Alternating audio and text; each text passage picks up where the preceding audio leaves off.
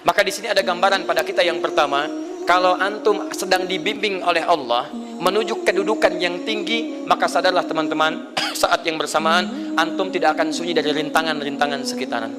Catat itu baik-baik. Anda kedudukan biasa, naik luar biasa, maka hambatannya itu akan semakin meningkat, tidak sama dengan sebelumnya. Anda orang kecil, diuji dengan ujian kecil. Anda orang menengah, diuji dengan ujian menengah. Anda kedudukan yang tinggi, maka akan diuji dengan kedudukan yang lebih tinggi lagi. Maaf, Allah tidak akan menguji dedaunan dengan angin yang menerpa akar. Pasti berbeda. Karena angin ketika kedudukan semakin tinggi, maka angin semakin kencang akan menerjangnya. Yuk kita turunkan. Jenis ujiannya bisa 3. Bismillah. Tenang aja mas ya. Antum lihat aja, tulis ya. Nah, biar saya hapus, insyaallah. Perhatikan baik-baik. Sini. Kedudukan bersanding dengan ujian. Kalau rumus fisikanya, F berbanding lurus dengan P. Gaya berbanding lurus dengan tekanan. Jadi kalau antum misalnya rumus asalnya F1 sama dengan F2, gaya gerak sama dengan gaya dorong. Kalau dikembangkan ke sini, tenaga kecil begini, maka yang bunyi kecil. Kalau besar, semakin besar lagi. Nah, memahami rumus ini, F sama dengan P. F berbanding lurus dengan tekanan. Ada gaya tekanan juga yang cukup kuat. Ketika antum pukul kencang, suara kencang. Tapi ini lebih sakit kan? Tekanannya lebih kuat. Itu agak berbeda. Itu dalam persepsi positif. Dalam persepsi negatif juga bisa. Gaya berbanding lurus dengan tekanan. Semakin orang banyak gaya, semakin tertekan hidupnya. Ya. Sekarang lihat sini. Rumus ini kalau kita turunkan lewat ayat, am hasibtum an tadkhulul jannata. Apakah Anda akan duga begitu mudah masuk surga? Walamma yatikum matalul ladzina khalau min qablikum.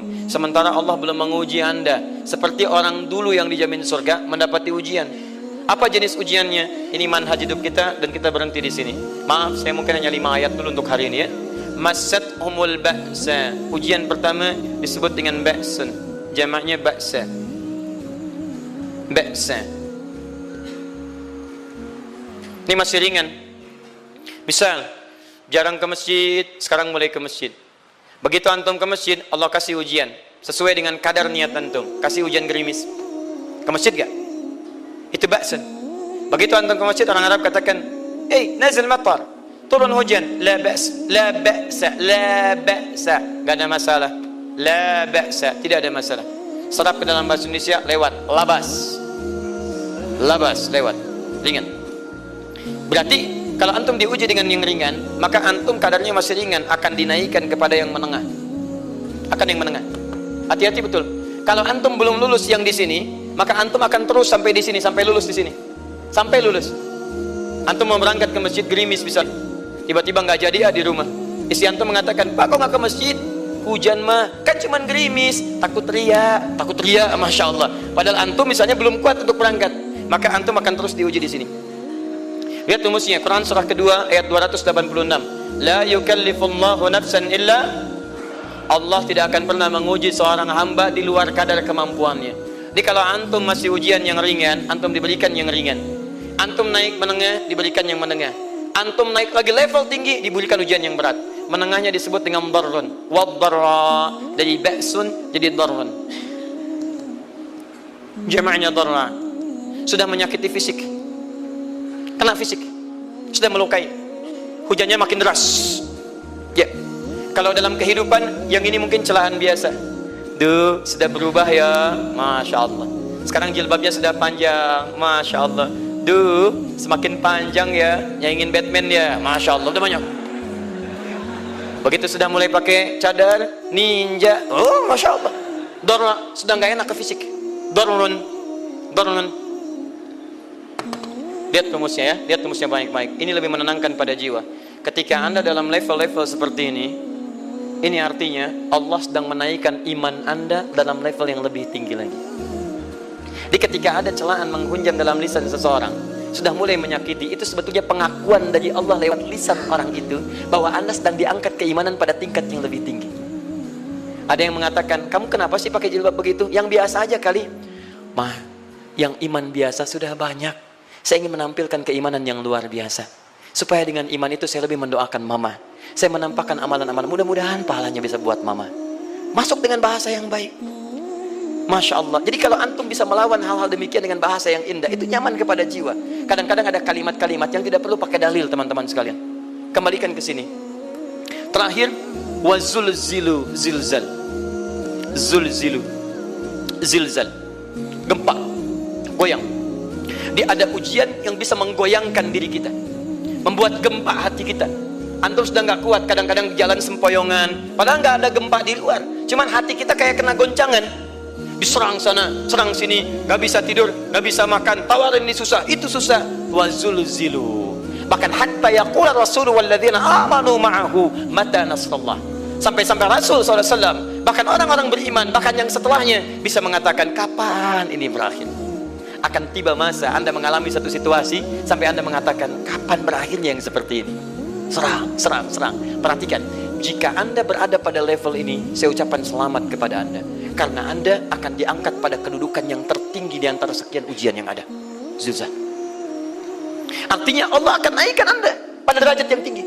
Karena hukum ujian tadi, la yukallifullahu nafsan illa wus'aha. Allah nggak akan menguji seorang hamba di luar batas kemampuannya. Jadi kalau Anda sudah dipandang oleh Allah siap menerima yang ini, maka Anda akan diberikan zilzal. Kalau Anda nggak mampu, Anda hanya akan diberikan darra atau ba'sun. Mohon maaf, kalau di antara jamaah yang hadir saat ini, Anda merasa sedang punya masalah yang berat, membuat hati Anda goyah, saya ucapkan pada Anda, dari sekian hamba Allah yang ada di muka bumi, cuman Anda yang diberikan itu. Artinya Allah akan mengangkat derajat Anda. Ayo bahagia. Dan yakinlah, bukan orang lain yang dititipkan, Anda yang diberikan. Allah percaya pada Anda, kenapa Anda tidak yakin? Bukan orang lain. Jadi mustahil Allah memberikan ujian berat kalau Anda nggak sanggup. Karena cuman Anda yang sanggup, Anda yang dikasih. Makanya jangan mengeluh. Jangan katakan, ya Allah, kenapa saya, ya Allah? Why me? Kata Allah, why not? Kamu yang bisa, yang lain tidak. Dan tanpa harus Anda menuliskan status, memang cuma saya yang sanggup. Oh, Masya Allah. Gak usah. Sadari, kalau bukan sayang, Allah itu punya sifat adil. Gak mungkin menukar sesuatu di luar kadarnya. Antum tahu cicak? Halo? Jangan katakan wallahu alam, cicak. Cicak, baik. Bagaimana aktivitasnya? Merayap. Di mana? Dinding. Apa makanannya? Nyamuk. Nyamuk bagaimana aktivitasnya?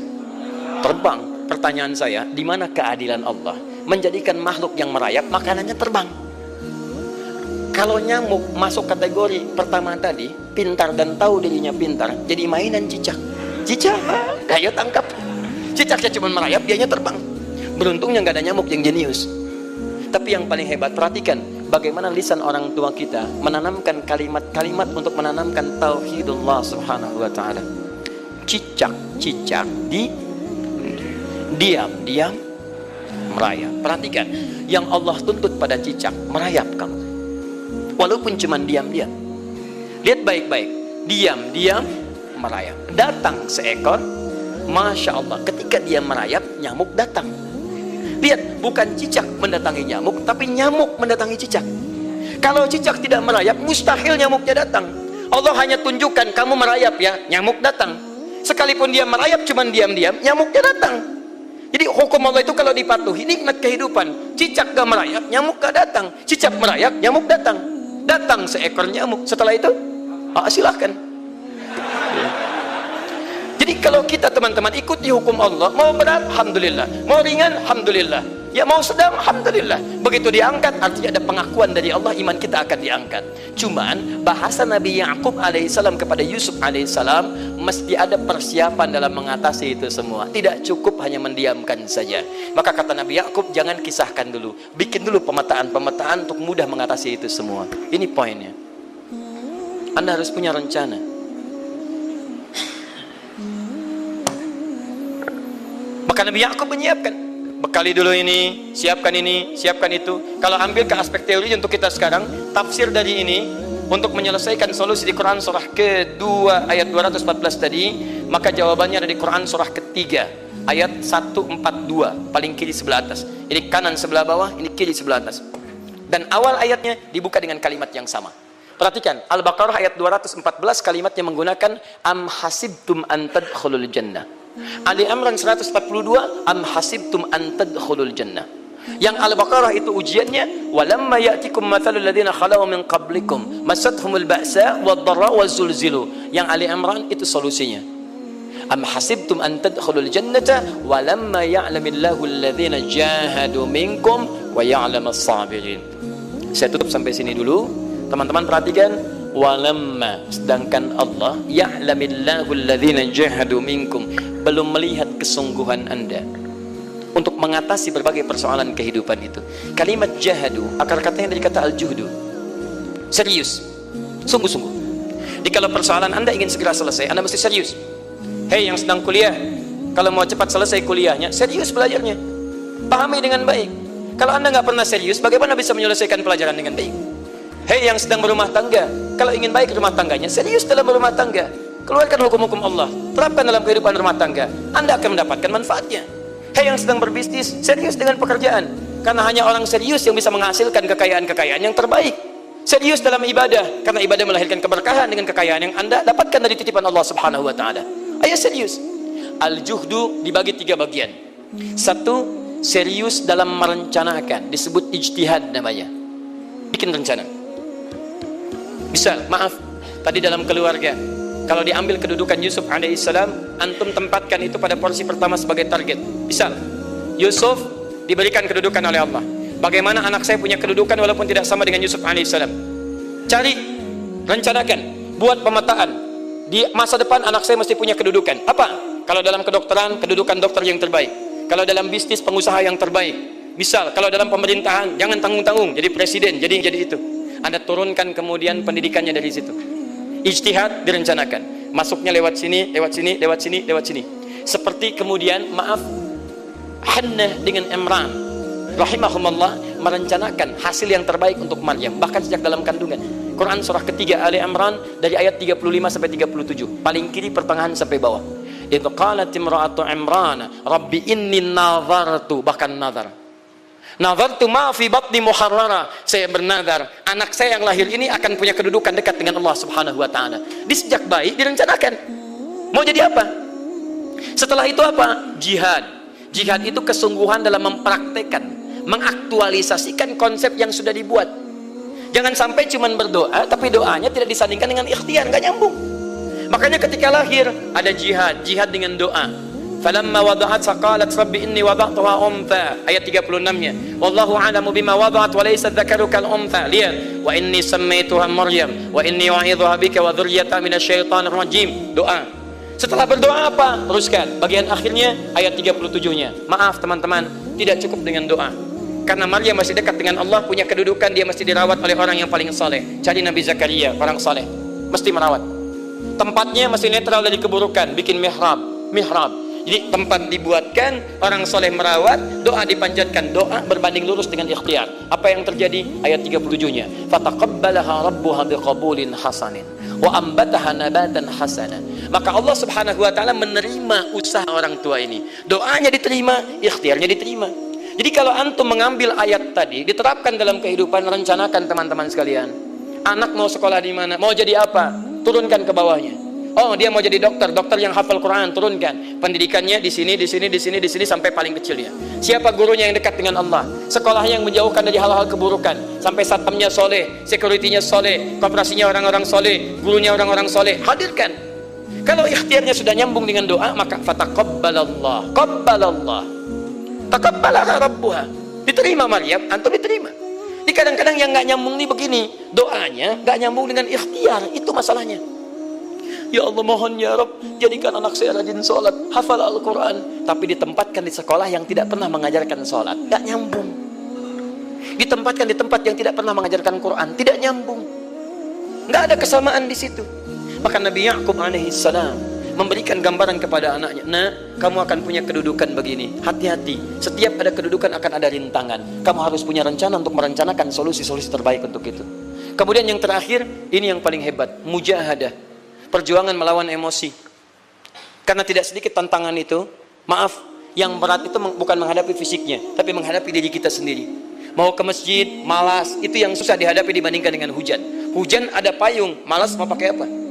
Maaf, menurun, semangat turun, malas datang, kecewa datang, pesimis datang, lawan, namanya mujahadah. Gabungkan ketiganya, isi dengan sabar. Wa ya'lamas sabirin.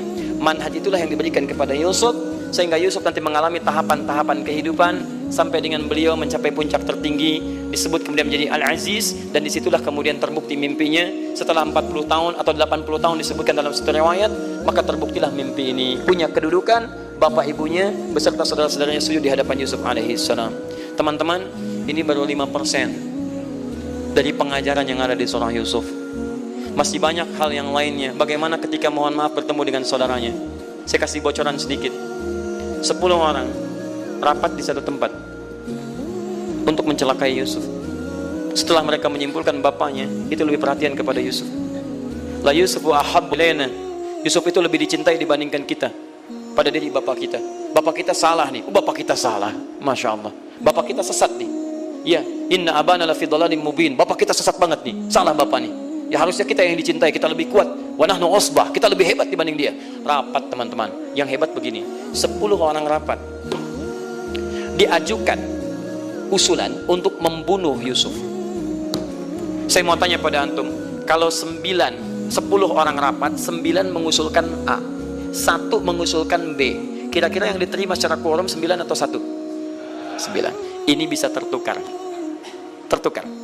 Pembunuhan diusulkan 9 orang condong, 1 orang mengusulkan la taqtulu Yusuf, jangan bunuh Yusuf, alqihi fi ghayabatil jubbi yaltaqithu ba'd as-sayyarah, cukup lemparkan dia ke tempat gelap, kemudian di tempat itu akan lewat para kafilah, dia diambil dan menjauh dari kita. Yang penting kan Yusufnya nggak ada, supaya dosa kita nggak berat-berat amat.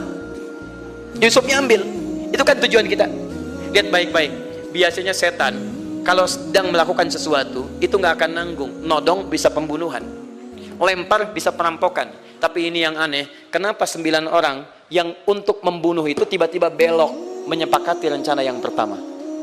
Yang 1 orang, 9 orang, 10 orang rapat, 9 punya A, tiba-tiba yang 9 berpindah kepada yang B yang cuma 1 orang. Kenapa bisa terjadi? Ada rahasia di situ. Kapan rahasianya? Kapan-kapan kita bahas.